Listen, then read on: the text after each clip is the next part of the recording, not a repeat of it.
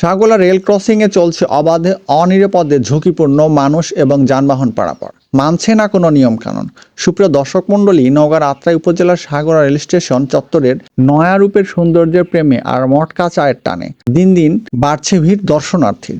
ঠিক তেমনি ঝুঁকিপূর্ণ হয়ে উঠছে এই রেল ক্রসিং এবং মেইন রোডের চৌরাস্তা পয়েন্ট, মানছে না কোনো নিয়মকানুন। সুপ্রিয় দর্শক মণ্ডলী, এই যে দেখুন, বেষ্টনী পার হয়ে সিগন্যাল দেবার পরও অবাধে চলাচল করছে মানুষ।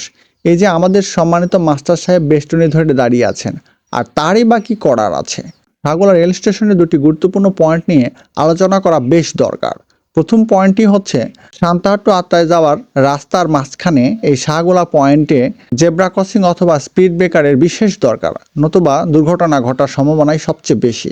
আর একটি পয়েন্ট হচ্ছে রেল ক্রসিং এর দুপাশে দুই বেষ্টনীর নিচে খুব শক্ত আকারে লোহার খাঁচা দ্বারা আবৃত করতে হবে, নতুবা নিয়ম অমান্য করে মানুষ যে অবাধে চলাচল করছে তাতে দুর্ঘটনা ঘটার সম্ভাবনাই বেশি। তাই বড় ধরনের দুর্ঘটনা ঘটার পূর্বে রেল প্রশাসন এবং সড়ক প্রশাসনের দৃষ্টি আকর্ষণ চাই। সকলের কাছে অনুরোধ, ভিডিওটি শেয়ার দিবেন যাতে কর্তৃপক্ষের কাছে পৌঁছে যায়। ধন্যবাদ সবাইরে, ভালো থাকবেন, আল্লাহ হাফেজ।